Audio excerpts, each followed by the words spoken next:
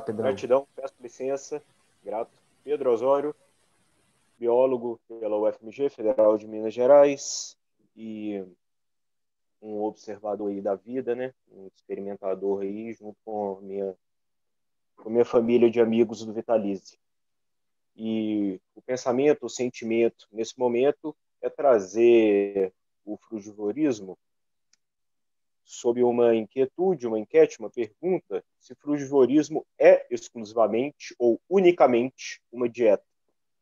E se apenas como uma dieta ele se sustenta, é viável, e foi o que aconteceu e pode continuar acontecendo. Aconteceu no sentido evolutivo, existencial da nossa espécie, fisicamente, energeticamente falando também. Então, o frugivorismo é exclusivamente uma dieta?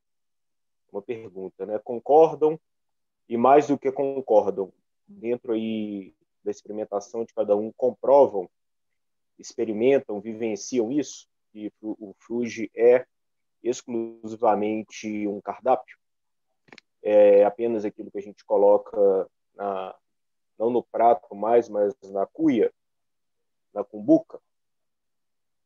E algumas perguntas, então, para a gente ir movimentando a mente, e pergunta interessante, que pergunta é mais sutil do que afirmação, né? E pergunta também não deixa algo fechado, deixa aberto aí para muitas respostas, muitas possibilidades, porque a resposta não é geralmente uma única afirmativa. Então, perguntas: dá para ser fruge em qualquer coordenada do planeta Terra? Ou, pelo menos, o grau de facilidade ou dificuldade de praticar o frugivorismo é o mesmo em qualquer latitude, longitude, altitude? Dá para ser fruge em qualquer cidade? Também no sentido de metrópoles, megalópolis, cidades interioranas, né? E em qualquer ambiente antropofizado. Dá para ser um fruge solitário? E dá para ser fruge no cinema? E é possível ser fruge no Natal? No Carnaval a gente já provou que dá, né? E no Ano Novo, no Réveillon? Então, caso o frugivorismo seja apenas uma dieta, ele se sustenta apenas mudando, então, o que a gente ingere, né? E ponto final. Então, sem querer editar a resposta, eu penso e sinto que o frugivorismo, está conectado com outros hábitos, e não apenas no sentido de funcionar, mas no sentido dele se manter, ele poder ser uma constante, e abrangendo, então, o estilo de vida. E a partir do momento que a gente tem o livre-arbítrio para escolher o nosso estilo de vida, quanto mais distante do que foi em ambiente natural e do que se encaixa no frugivorismo, quanto mais distante, mais difícil é praticá-lo, né? Então, assim, nunca a gente fala é impossível, né? É uma palavra que não cabe, mas que dificulta muito, dificulta algumas coisas. A exemplo de lugares muito frios, dificulta. Agora, se falar, não, é impossível, é inviável, não tem como, é um pouco delicado, porque isso vai do grau de esforço, do grau também do organismo, das peculiaridades do metabolismo de cada um, né? Do momento de vida de cada um, seja ele mais ligado à infância, adolescência, à vida adulta, vai vai também do mindset de cada um, da mentalidade de cada um, né? E abrangendo um pouco aí também, para a gente mergulhar nisso, mas que é rapidamente, ligeiramente, esse vocábulo frugivorismo, a gente tem um sufixo, que é o voros, né, que a gente comer, alimentar, um prefixo, que é o frugi, que vem de fruto. E uma regra ampla, né? Fruta é uma polpa suculenta que envolve a semente, não da nova planta. E evolutivamente as plantas, o grupo das angiospermas, de maneira mais específica, que é o grupo mais derivado, mais recente, desenvolveu os frutos. E ele é como se fosse um presente, um agrado, um benefício, uma contrapartida para a planta ter um embrião, que é semente, transportado, plantado e ativada a germinação, para ter um posterior crescimento da planta. Então, para a planta ter todos esses benefícios, ela entrega um benefício também, que é a polpa do fruto, que a gente chama de endocárpio.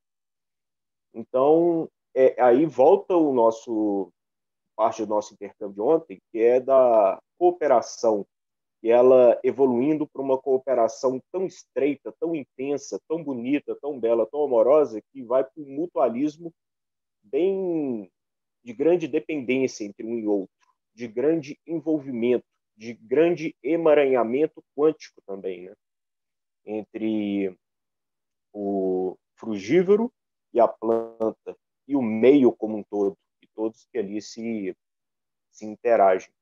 Então, a planta, ela não está, assim, por única e exclusiva caridade nos entregando a polpa, ela está tendo o benefício de ter com o agente frugívoro uma escoliação da semente, que ele pode só machucar a semente ali ser um ponto de filtração de água que quebra a dormência, diapausa, a latência do embriãozinho, ele germina, ou passando pelo trato digestivo, que é muito fácil, porque tem sementes mais diminutas, como de uva, mamão, etc., pode interagir com o nosso pH, com os nossos movimentos peristálticos, aí com essas diferentes acidez, depois da basicidade, ativar a germinação e a gente sair dispersando nas fezes sementes em melhores condições e melhor viabilidade do que antes de serem consumidas pelo frugívoro. Então, muitas espécies de plantas já foram observadas, elas chegando à extinção, ou seja, diminuição populacional, porque ela deixou de interagir com esse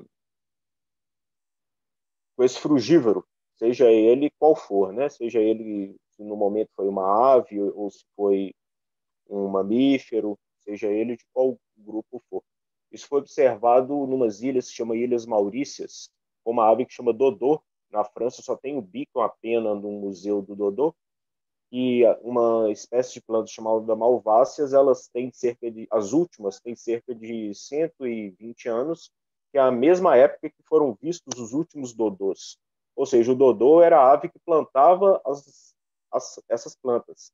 E a partir do momento que o dodô deixou de existir também a renovação da população dessas plantas. E as últimas datam dos últimos dodôs que existiam, que viviam, né? Estavam viventes, estavam presentes em ambiente natural. Então aí a gente vê uma evolução bem estreita, né? Bem casadinha.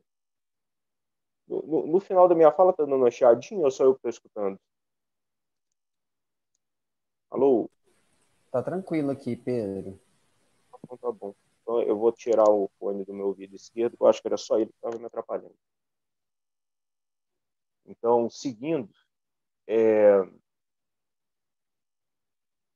eu já escutei alguns comentários em perguntas, inquietudes nos Vitalizes, né, nas edições 1, 2 e 3, perguntando assim, é sustentável comer frutas, né? Se o mundo aguentaria, se o mundo tem capacidade de suporte para frugívoros, para 7 bilhões de frugívoros?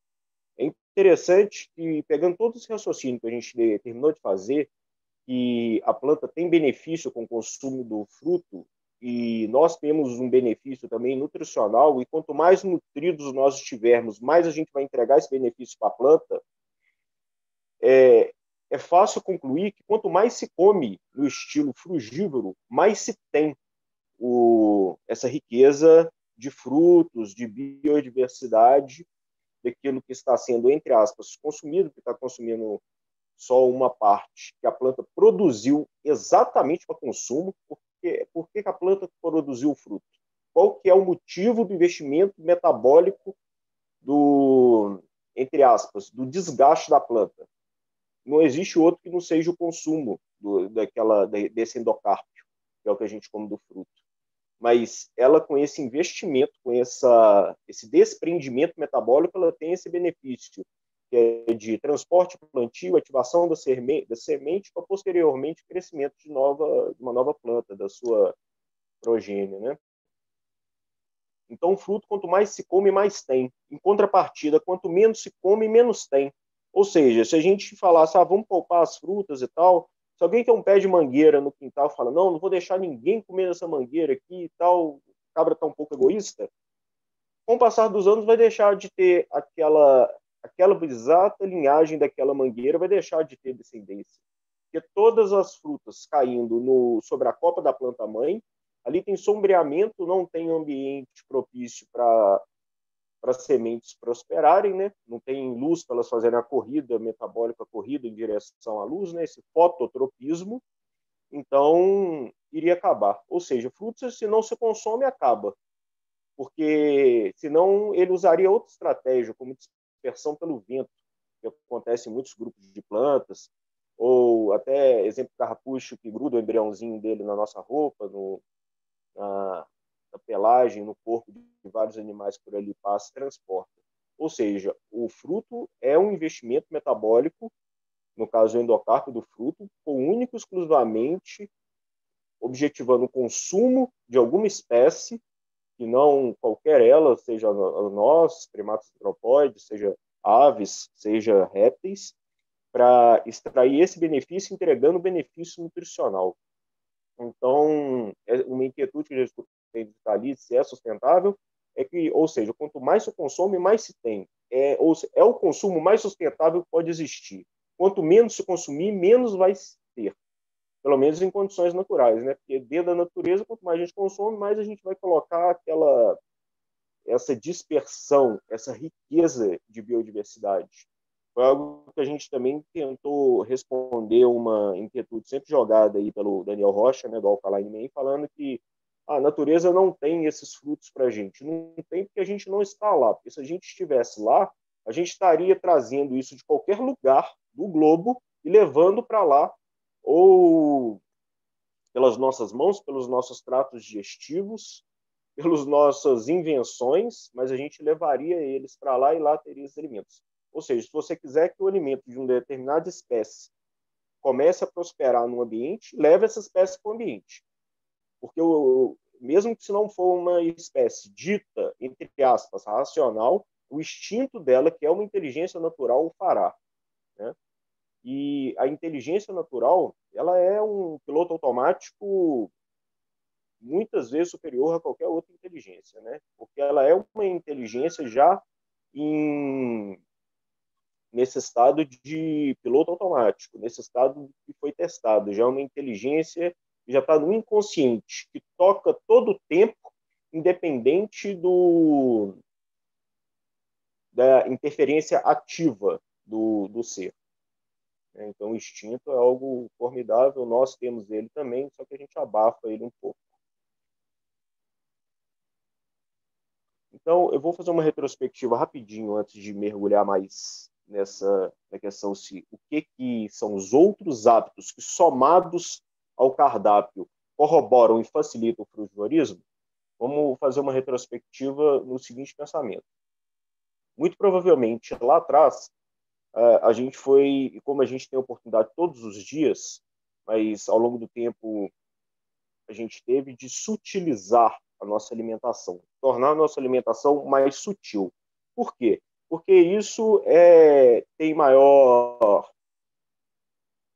sobreposição de frequência, de vibração, de energia com a evolução que todo ser está vivendo. Então, a tendência é a sutilização. Sutilizando, provavelmente, a gente foi migrando para um consumo mais à base vegetal, e observando as nossas ferramentas anatômicas, nossas ferramentas fisiológicas, nossa facilidade de visualizar cores, o nosso olfato, fruta começou a ter um encaixe muito perfeito com isso, uma conexão muito interessante com isso. A gente não busca o nosso alimento tanto pela audição, né? Você não fica escutando, estou com fome, deixa eu... Você vê que outros grupos, exemplos dos felinos, né, dos gatos, os morcegos nem se fala, os cães, né? Eles usam a audição, corujas, né? Os estrigiformes, que é o grupo das corujas, usam a audição de uma maneira fantástica. A gente não usa tanto a audição para isso. Porém, esses outros grupos, vários deles, enxergam em escala de cinza. Então, se eles olham para uma mangueira, ali tem manga verde e vermelha, amarelinha, para eles é indiferente. E para a gente não é totalmente atrativo. A manga madura é como se tivesse setinhas pisca-pisca nela, falando assim, é essa daqui, ó. Não é ramira, não, é essa daqui. Essa outra verdinha aqui se confunde, se esconde junto com as folhas. Então, a gente começou a ter essa correlação muito vinculada, muito estreita, muito facilitada com frutos. E ontem desenvolvemos um raciocínio que muito provavelmente no última era glacial, período cenozoico, há cerca de 100 mil anos atrás, ocorrendo aí um certo abafamento do reino vegetal, que ficou mais aí no subsolo, no estado de resistência, de apausa, dormência, nós começamos a criar ferramentas para explorar outras possibilidades de ingestão. A questão é que cerca de 10 mil anos acabou essa era glacial e a gente não retomou de novo aquela era dourada, aquele jardim do Éden. Mas também a gente não intensificou e tanto essa artificialidade que aconteceu nos últimos 100 anos. Essa artificialidade, uso de veneno, monocultura, agrotóxico, etc.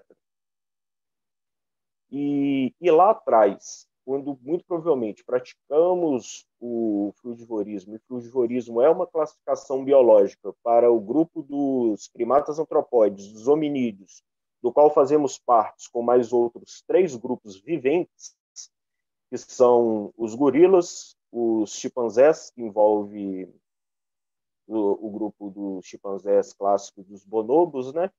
E um pouquinho mais distante, os orangotangos, todos eles com o mesmo número de dentes nossos, todos com 32 dentes, e todos com facilidade de discernir cores, todos com os olhos da face projetados para frente, posição de narina também virada para baixo.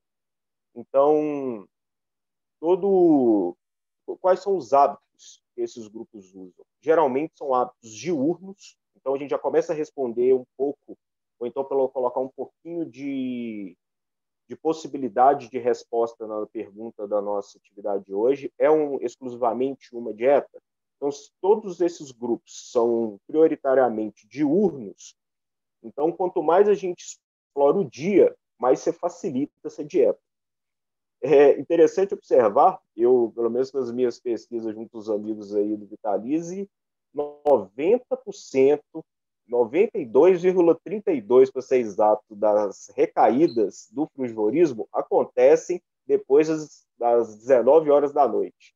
Ou seja, se dormir antes, facilita muito o frugivorismo.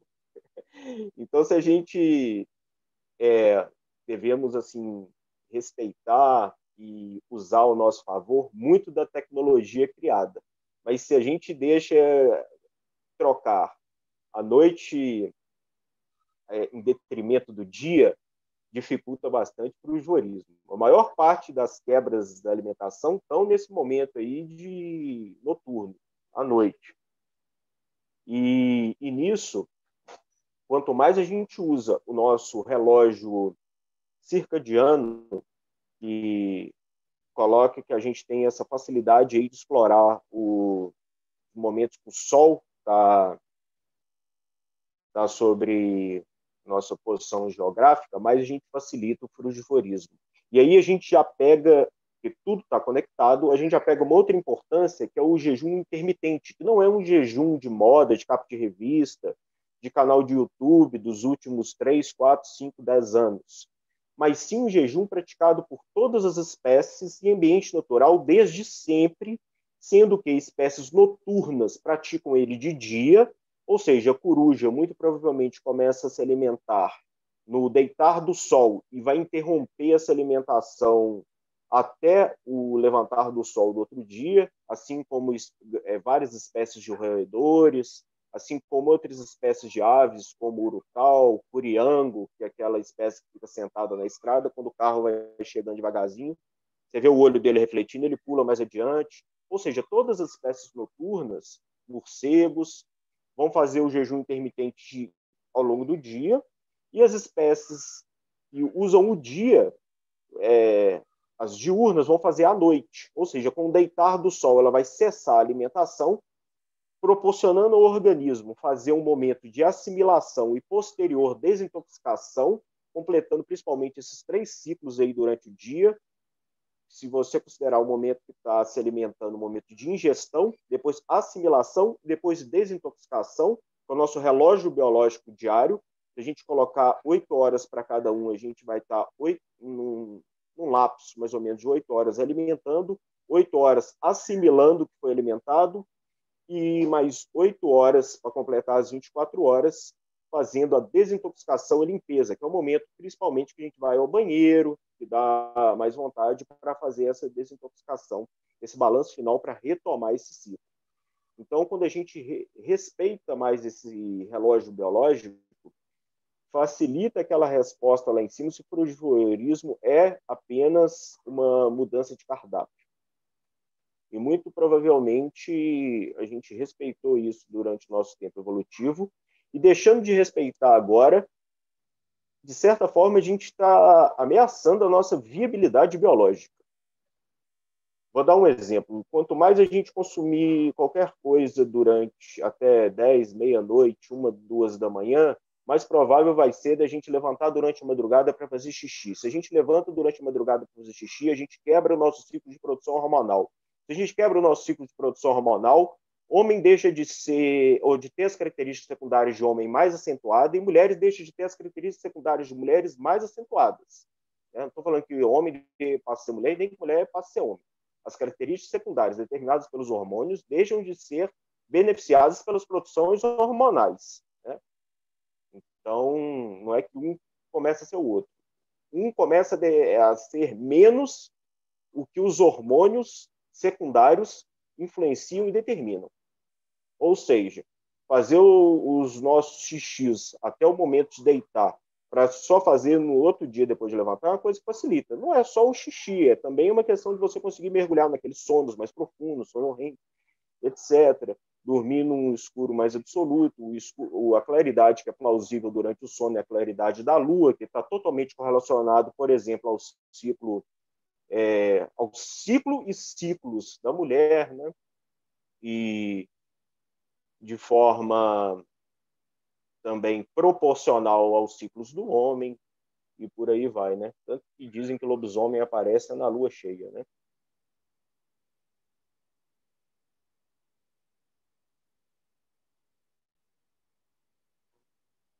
Outra observação interessante, o comentário interessante que eu escutei, foi de um amigo muito querido, muito amado nosso, que é o Rafa Maranhão.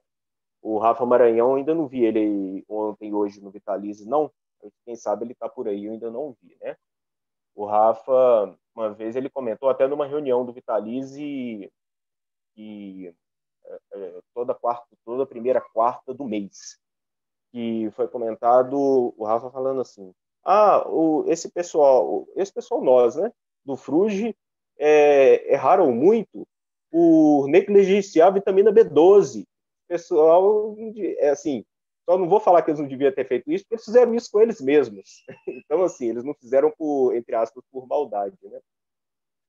E esse comentário do Rafa, eu coloco nas minhas palavras, porque não vou botar aspas, porque ele pode, eu não estou lendo na íntegra o comentário do Rafa, né?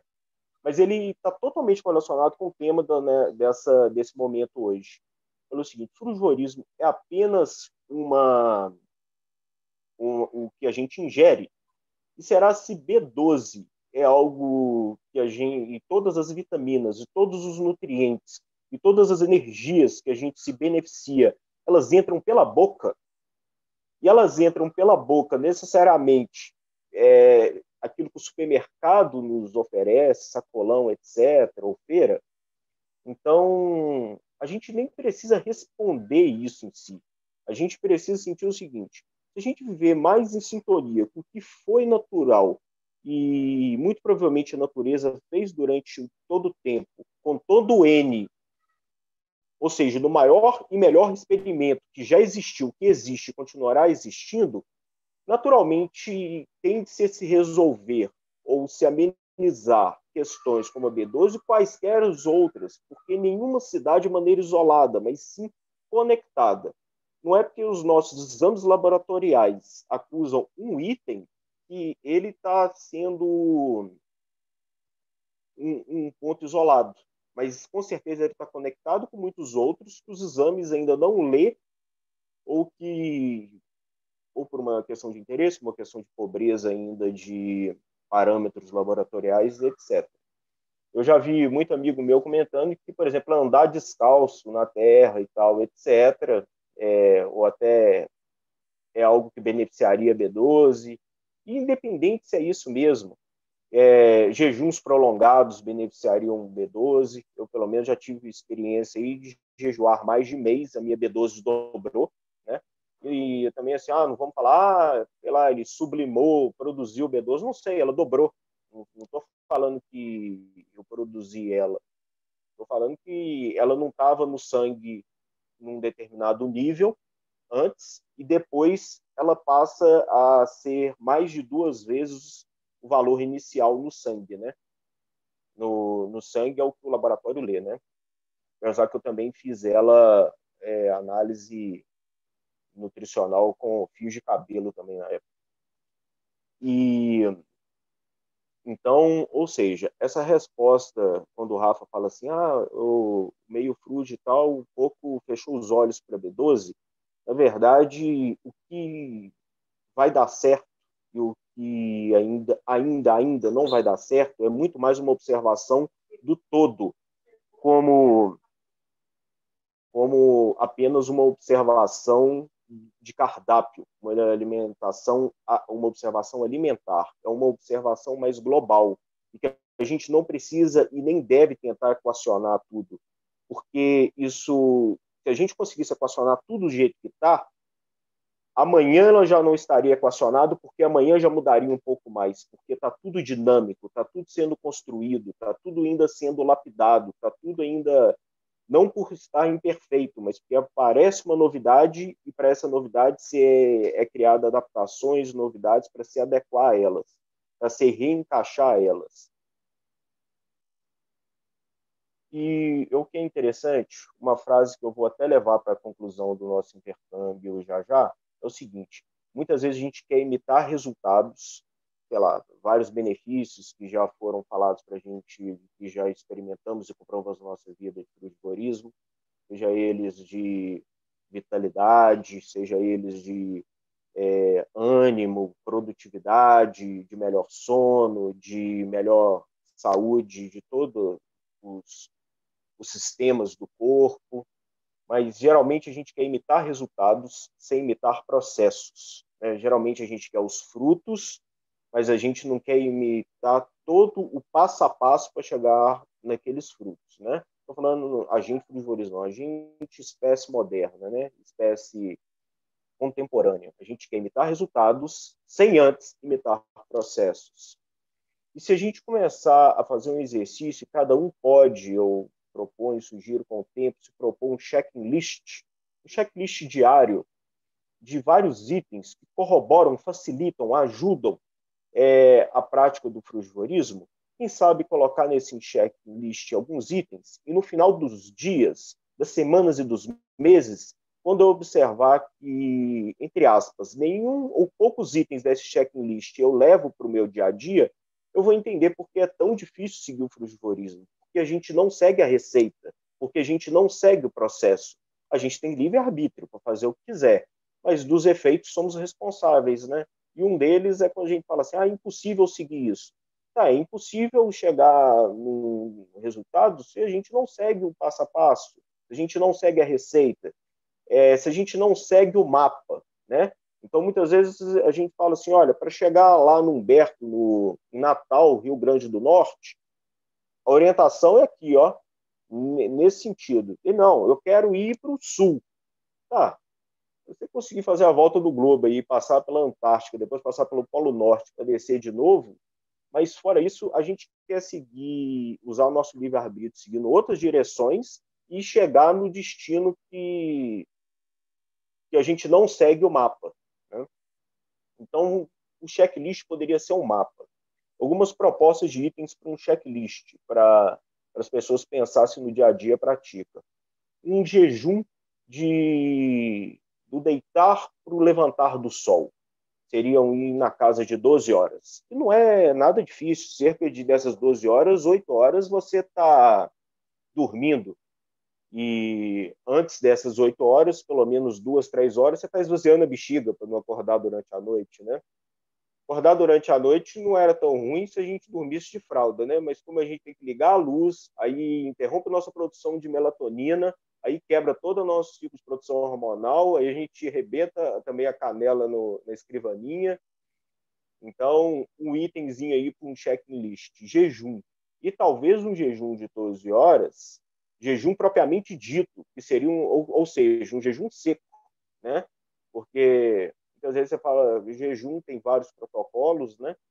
E aí a pessoa, não, vou ficar aí, então até, eu preciso trabalhar até de manhã, ou até de madrugada, ou meia-noite, vou ficar no chá, vou ficar no café, vou ficar na água de coco. Ou seja, vai atrapalhar o sono depois, né? É um protocolo de jejum, mas não é jejum propriamente dito. Muito provavelmente, se a gente, o homem da caverna, que não seja necessariamente uma caverna, eu acho que ele não levava uma jarra de água para a caverna, né? Ele muito provavelmente ele deslocava para o ponto de descanso e ele já não fazia nenhuma ingestão, né? E muito provavelmente no dia seguinte a gente já pode colocar o segundo item para o checklist, se tanto que eu vou facilitar ou dificultar o fruge na minha vida, que é a primeira atividade do dia é uma atividade física em ambiente natural seria de deslocamento entre o ponto de descanso, o ponto de recolhimento, o ponto de proteção e o ponto de alimentação, né?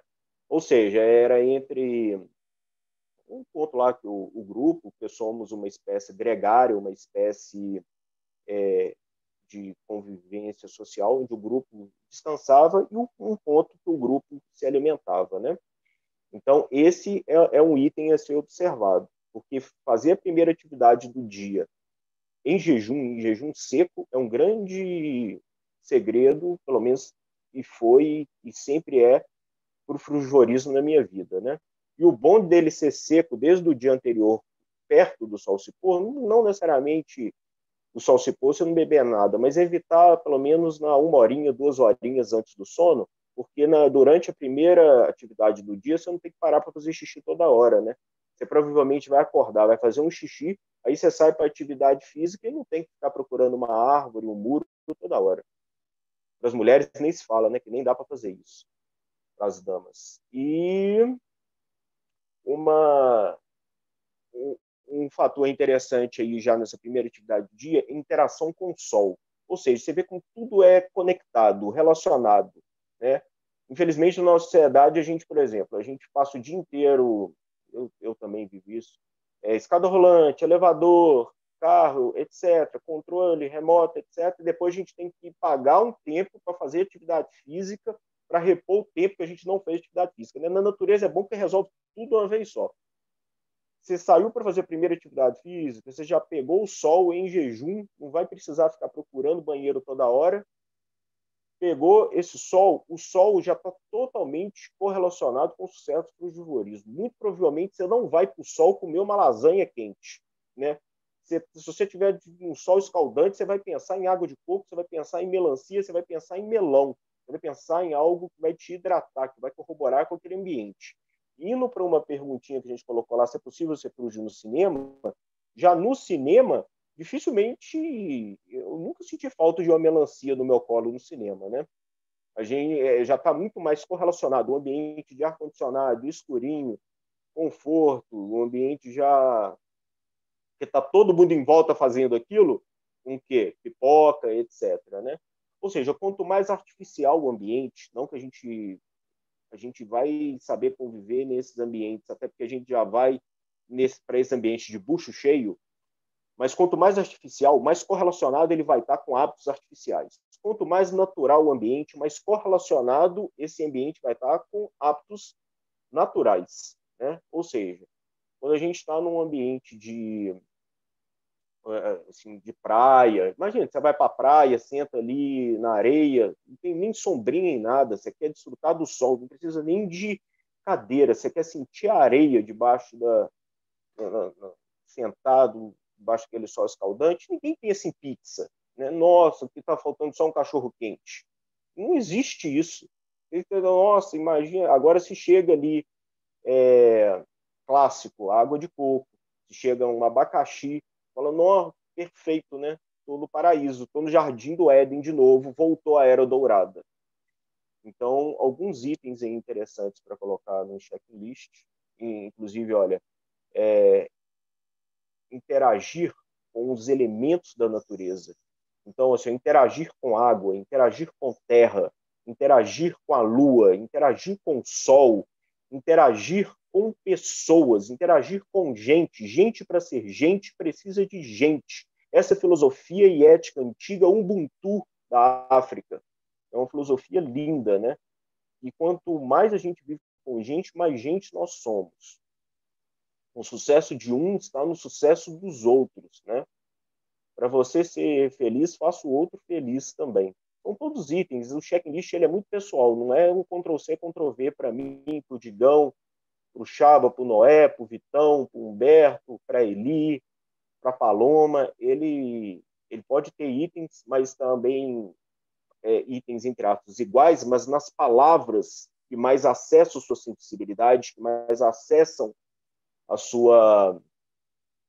seus gatilhos mentais. Por exemplo, para um pode ser interagir com o sol, para o outro pode ser receber o sol, ele ir lá e receber o sol levantando, que é um momento ótimo de fazer sun gazing, né?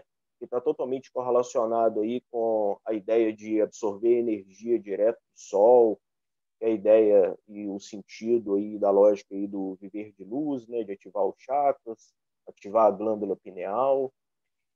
E, dentro do possível, também despedir do sol. Eu mesmo, no meu checklist, quando eu coloco receber o sol e, quando possível, despedir do sol, né? É também um momento aí, essa janela que nós teríamos de alimentação, uma vez que a gente usa visão para ir atrás do nosso alimento, em menor intensidade, a gente usa também olfato. Né? Olfato geralmente a gente usa para escolher entre frutas, né? Mas para a gente achar elas entre 2, 3, 4 frutas, a gente pega, cheira elas. Mas para localizar elas primeiro no ambiente é visão. Tanto que se acabar a luz, provavelmente você não vai jantar mais, né? Por exemplo, acabou a luz aí. E aí, hoje vai ser fácil fazer jejum, né? Só se for a luz de velas. Ou seja, na natureza era para ser feito jejum. Tanto que, infelizmente, animais de cativeiro, você observa aqueles diurnos, quando estão dormindo, nos zoológicos, você chega e liga o interruptor de luz, muito provavelmente os animais vão para o coxo, os animais diurnos, quebrando o jejum natural, que é o jejum intermitente de todo dia. Quebrando todo o ciclo natural que eles poderiam e deveriam estar vivendo. Outros itens para o checklist rapidamente, interagir com amigos, né? Interagir consigo mesmo, que vem todas essas meditações que a Raquel está nos proporcionando, interagir consigo mesmo através de respirações profundas, interagir com o seu corpo, abrangendo aí massagem, abrangendo aí yoga, abrangendo reiki, interações amorosas. Essa é a importância também de sermos gregários, é um item bacana por checklist aí, somos espécies gregárias, né?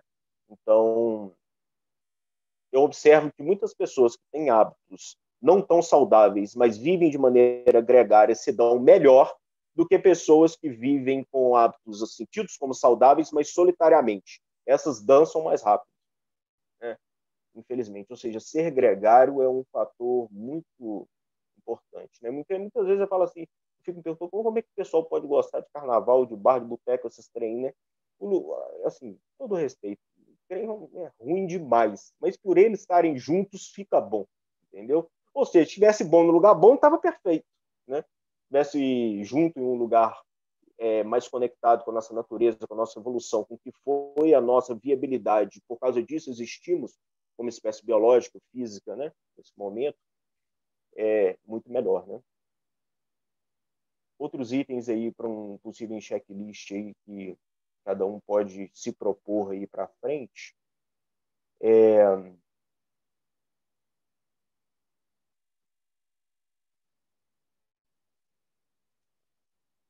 comparecer ao Vitalize, né? É um item bacana aí para o checklist, seja o Vitalize online ou presencial.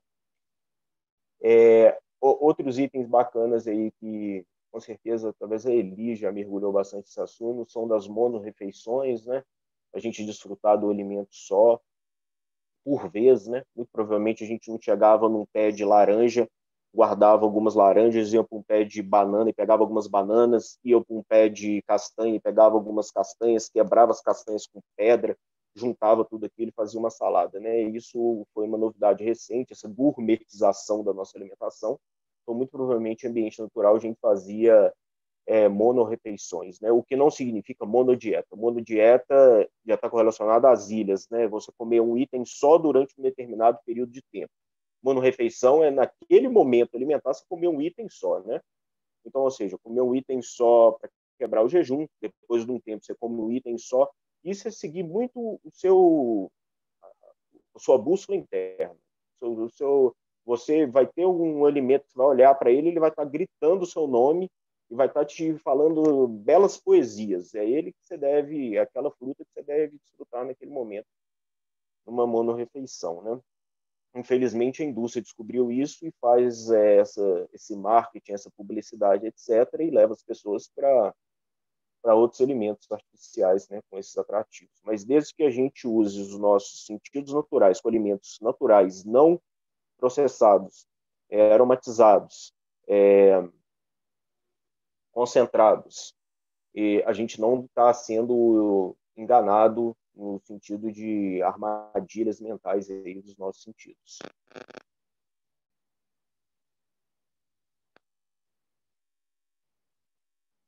Eu vou caminhando um pouquinho aqui para o final, mas qualquer assunto eu faço questão de retomar e mergulhar e tentar destrinchar ele um pouco e ilustrar e dar exemplos diferentes.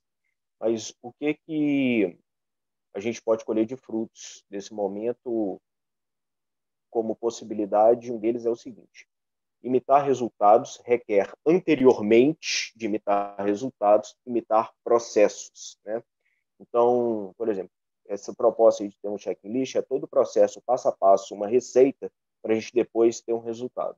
E o resultado nada mais é do que essa vida vitalizada, essa vida que o Vitalize amorosamente estima para cada um e propõe, estimula, alimenta. E frugivorismo como um estilo de vida. Frugivorismo, e se você for pegar só o vocábulo, né, voros, de devorar, de consumir fruta, mas ele é viável se a gente considerar, levar, absorver como estilo de vida, como uma forma de viver, né?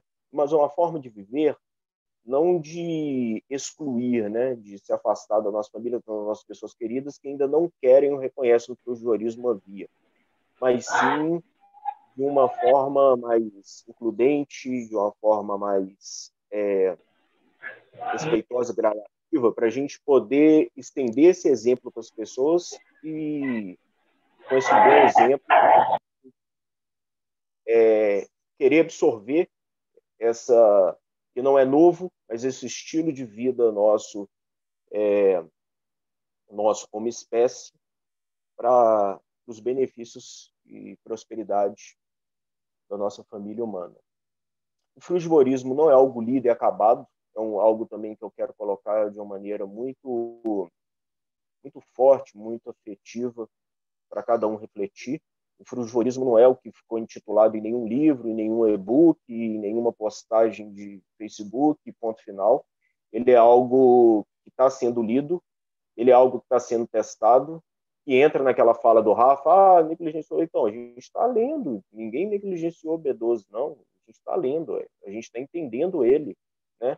Então, assim, talvez tem que pisar mais no chão, tem que consumir mais orgânico, tem que amar mais, tem que se tornar um organismo mais alcalino, aí muito provavelmente a microbiota, que tem facilidade de viver em ambiente alcalino, vai viver no nosso organismo e vai poder produzir mais B12, partindo do princípio que B12 é uma vitamina de produção bacteriana, é uma vitamina ambiental que tem a ver com nossas emoções, ou seja, se a pessoa tiver emoções totalmente tortas, sentimentos totalmente tortos, ela vai ter que caprichar nas injeções de B12, né?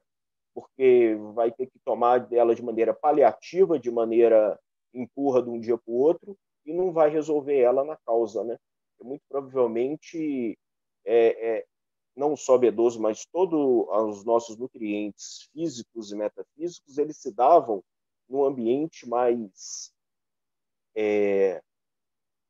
vivo, mais colaborativo, mais de autogestão. Eu penso que muito naquele ambiente que a gente via no nosso filme infantil do Pé Grande, né? Você lembra daquele filme do Pé Grande que os outros seres vivos tinham adoração pelo Pé Grande? O Pé Grande era um ser ali respeitado. Ele não era um predador, um destruidor, né? Ele era grandão e tal, né? Um hominídeo, um primata antropóide bípede, mas o passarinho pousava na cabeça dele, ele ia lá, ajudava um ser que estava precisando de ajuda. Eu penso que, muito provavelmente, em ambiente natural, e até hoje, os demais seres, né, os demais grupos aí de mamíferos, etc., eles identificam as nossas vibrações. E isso é um convidativo ou não para a proximidade deles, né? Observe que quando chega um cachorro, dito cachorro de rua, num ciclo de amigos, ele tem preferência para se aproximar de alguém, seja o cachorro, seja um gato, porque ele sente a nossa vibração, né? E sentindo essa vibração, eu sinto que a gente não fazia parte do cardápio alimentar de predadores, de topo de cadeia, quando a gente estava na natureza. Uma teoria minha, né? Porque eles sentiam a nossa vibração e nós éramos guardiões daquele lugar. E se a gente começar a pensar e refletir que a gente poderia ocupar o nosso terreno mais horizontalmente e menos verticalmente, poderíamos voltar a ser guardiões da terra, guardiões dos espaços, né? Guardiões contra incêndio, contra destruição, etc. Né? Se a gente vivesse no estilo talvez mais de chakras, sítios, né? De cada um guardando aquela porção de terra no qual ele vai produzir, mas ser também o pé grande do lugar, né? E muito provavelmente, se isso aconteceu no passado, eu penso que a gente não fazia cardápio de onça, etc., porque os animais, eles sentem a nossa vibração, eles nos identificam como um ser que potencialmente era um protetor deles, né? Hoje deixou de ser, mas tem essa potencialidade de resgatar isso, né? Eu penso que nenhum ser tinha gente no cardápio alimentar, né? Tanto que o maior caso aí de ataque de tubarão, você vê que geralmente o tubarão morde e cospe. Geralmente ele não morde e come. Ele confunde com foca, né? Com focas que estão nadando, migrando, e vão lá, mordem e cospe, e geralmente, infelizmente, o nadador fica com o efeito do ataque, que não é necessariamente, não é muitas vezes o óbito, né? E a foca, sim, é um item natural da alimentação deles, e não o ser humano. Significando, então, que frugivorismo, pelo menos o que já pode estar bem lido, ele nos remete à nossa base alimentar de frutos, frutos no sentido amplo, que é aquilo que desenvolve envolvendo a semente para potencializar esse transporte, plantio e desenvolvimento da nova planta. Fruto no sentido muito mais amplo do que fruta, né? Fruta é um nome mais comercial porque é colocado na prateleira de supermercado, de sacolão, de feira, etc. Fruto já é toda aquela estrutura vegetal que tem semente dentro. Se você abriu, tem semente, aquilo é um fruto. Então, tanto que a gente fala frutos não carnosos, frutos não comestíveis, né? Frutos são no sentido mais amplo. Ou seja, frugivorismo, eu penso que nos remete a uma base alimentar de frutos.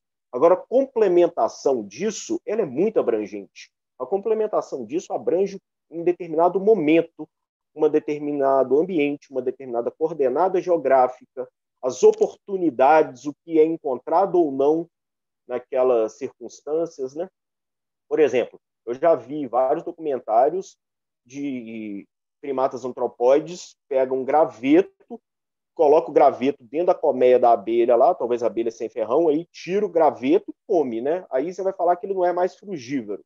Não, porque aquilo não é a base alimentar dele, aquilo é uma eventualidade. Você não pode classificar nenhum ser pela eventualidade. Você classifica ele porque ele faz majoritariamente, ou seja, 99% do tempo, e o que ele faz 1% do tempo depende do momento, depende do ambiente, depende da circunstância, depende da oportunidade. Ou seja, ele teve a oportunidade de consumir aquele pouquinho de mel da natureza, é diferente de você ter várias caixas de abelhas escravizadas, né? Totalmente diferente. Ele colocou o graveto lá, ele bota o graveto na boca e toca a vida dele e continua sendo frugívoro. Ele não vai viver à base disso, senão muito provavelmente já ele vai morrer aí de ferroada de abelha, né? Nem sempre ele vai achar a abelha sem ferrão, né? Eu não sei se o Daniel aí do Sul entrou, mas o Daniel também, uma época, comentou comigo que muito provavelmente a gente consumia água barrenta, né? Pegava água assim, bebia, e aí vinha a nossa dose de B12. Pode ser, né? Eu lembrei do Dani aí, falou que ia estar presente. É isso Então, aí. Isso aí, uma Pedro. compreensão. Aí, né, meu querido? Isso aí. Bacana. E com certeza. E aí, Dani, bom demais. Feliz em vê-lo. E aí? Tudo Bom bem? demais. É isso aí. Quem estava aí direto é a sua e nossa amiga Adriana. Não sei se ela está na sala aí agora. Mas, muito provavelmente, a gente... Tudo deu certo porque a gente estava no ambiente certo. A partir do momento que a gente saiu desse ambiente, querer que só a ingestão física supra é um pouco ousado, é um pouco pobre, né? E até porque a ingestão física não é mais daquilo que exatamente estava na natureza, né? Eu já vi até um comentário bacana, né? Vou retomar mais uma vez aqui o Daniel Rocha, o Alkaline Man, que a nossa língua é capaz de detectar 5 sabores: azedo, amargo, picante, doce e salgado. E isso a gente não encontra nas frutas. É muito certo. Nas frutas, nome comercial, mas se encontra nos frutos, nome biológico. Só que não são frutos explorados comercialmente, não são frutos de prateleira, de sacolão do supermercado. Então, você encontra frutos capazes de ativar todas as nossas porções da nossa língua com esses sabores azedo, picante, amargo, doce e salgado, né? Não são doces comercialmente explorados, né? O Humberto mesmo, aí, nosso amigão, pega tantos tomates e faz um caldinho de tomate que é salgado, né? Atende aí o salgado. Pimenta, picante, e por aí vai, né? Eu deixo aberto aí também para qualquer pergunta, e já retornando uma pergunta da nossa amada Amanda, do Rio de Janeiro, de ontem, que ela perguntou o seguinte, até o Noé leu a pergunta dela e falou para a gente resgatar hoje, né? Em seu entendimento, depois de toda a destruição que uma pessoa teve com tanta contaminação fisiológica e mental, em quanto tempo que o corpo consegue se reequilibrar, se regenerar, seguindo toda essa linha natural? Olha, eu penso que, conforme a física quântica, essa recuperação é instantânea. O que não é instantâneo é a nossa mudança de estilo de vida. Então, muitas pessoas querem atalhos, né, rápidos e acham que vão fazer um jejum aí, né? Vão passar um WhatsApp para a Paloma, combinar um jejum de 21 dias e aí vai restabelecer tudo. Restabeleceria se realmente tivesse feito essa formatação mental, essa formatação dos estilos de vida. Mas como ela vai, muito provavelmente, resgatar todo o parte daquele estilo de vida antigo, não vai dar tempo o processo de limpeza, desintoxicação, restauração do corpo continuar. Mas ele seria instantâneo, automático. A partir do momento que você mudou o estilo de vida, o corpo já começou a regenerar no mesmo instante. Não é um segundo depois, não. Aí é só o tempo que ele precisa depois para se restabelecer, né? Porque, por exemplo, se a gente pegar só o peso em quilos, não é o peso que você adquiriu em 10 anos, você vai querer neutralizar ele em 10 dias, né? Mas ele vai caminhar no sentido de se restabelecer a partir do primeiro segundo, do primeiro milésimo de segundo que você mudar o estilo de vida. Aí é só o tempo dele conseguir fazer esse balanço, que é muito inferior a 10 anos, né? Com certeza, aí, num lapso pequeno de tempo, ele iria se restabelecer. A questão é que se volta ao estilo de vida antigo, a parte do estilo de vida antigo, né? e aí não se consegue manter os frutos que começaram a ser colhidos, né? A gente interrompe a planta talvez antes da primeira safra. A planta no sentido nosso, né? No sentido nosso biológico.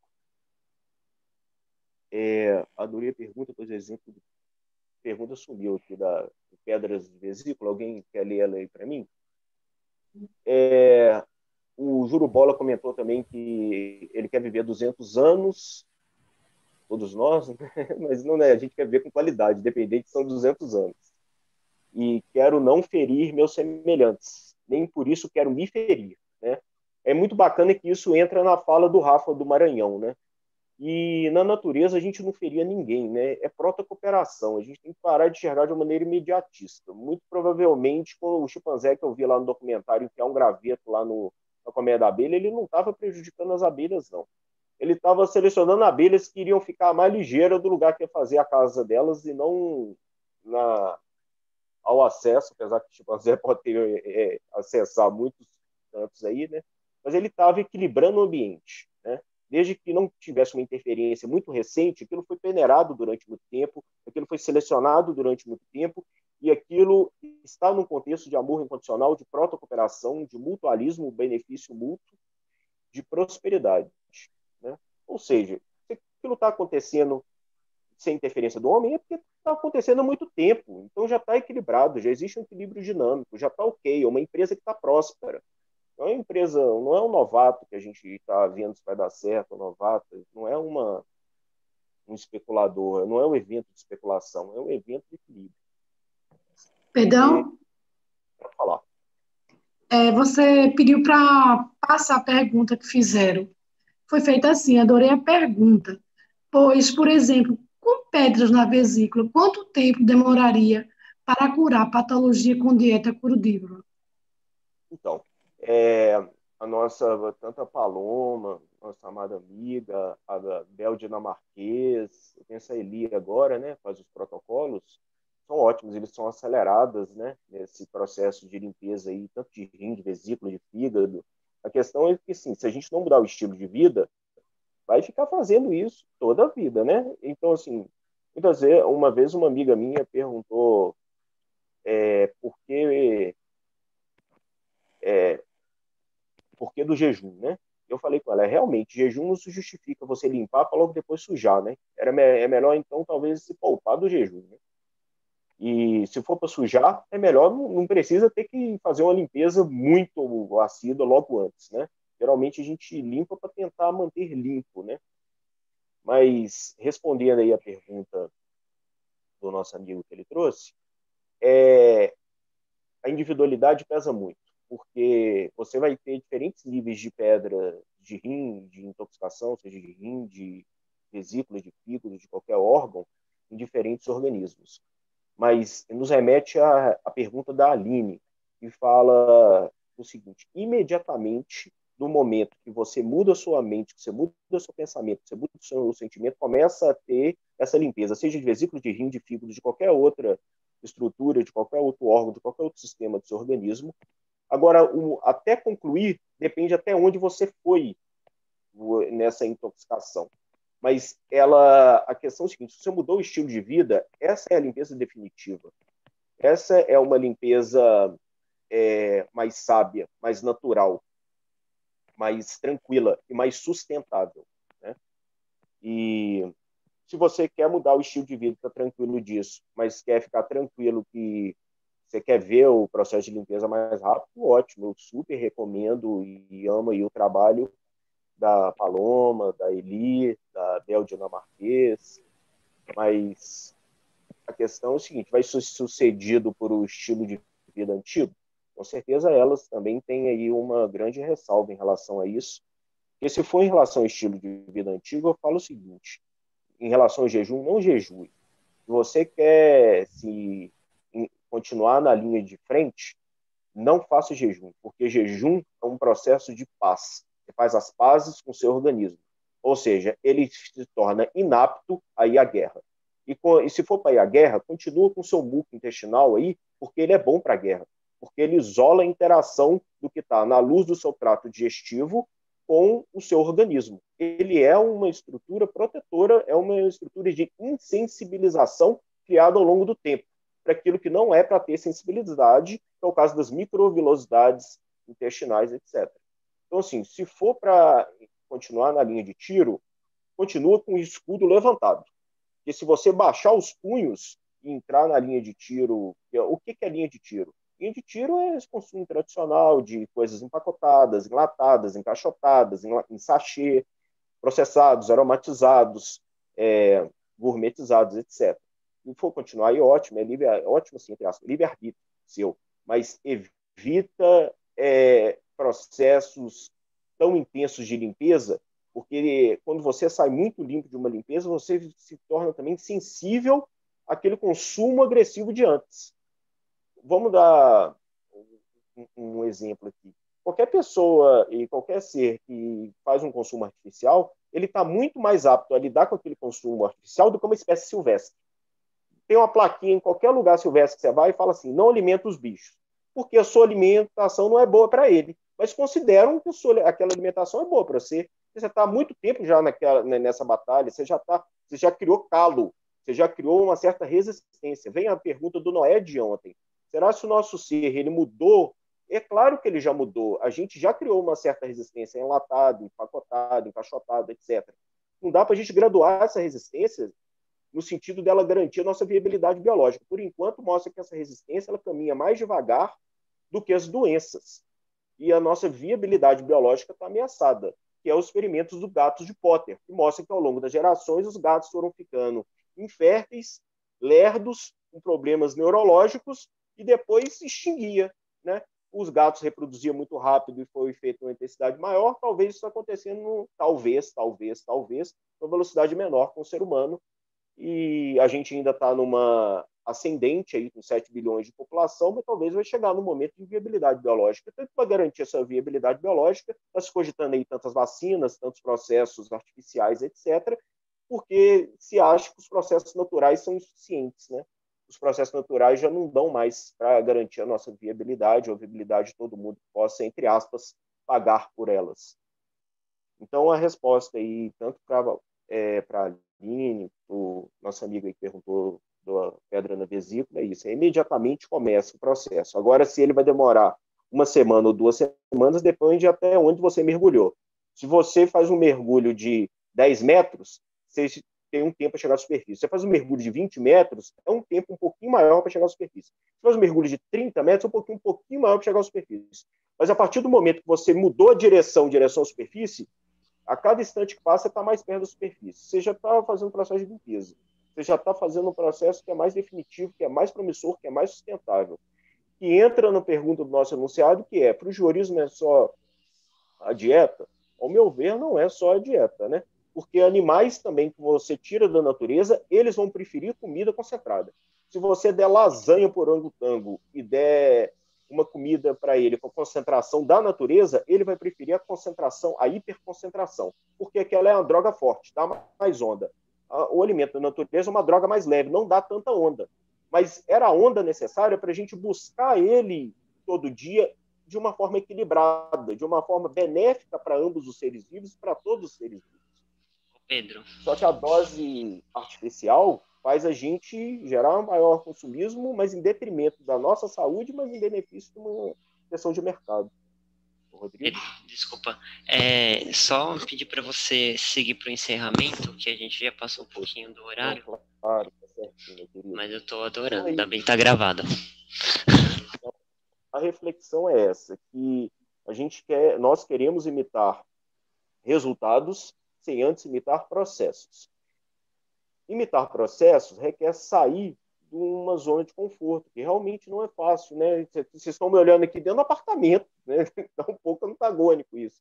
Mas aí eu fico pensando, eu já morei 10 anos fora, longe dos meus pais, em cidade interiorana, já tomando banho de rio, etc. Mas, eu saí mais 10 anos, será que meus pais têm mais 10 anos? Começa um monte de coisa na minha cabeça, não quero botar a culpa em ninguém, né? Mas a gente tem a nossa zona de conforto, será se eu consigo levar para eles, que eu acho que também nesse ambiente, independente do tempo de vida, eles estão mais diminuídos, mais desvitalizados, eles estão menos vitalize aqui. Então, mas conclusão, pelo menos a minha, que não é uma conclusão fechada, ela está em construção, é um estilo de vida, é uma forma de se viver.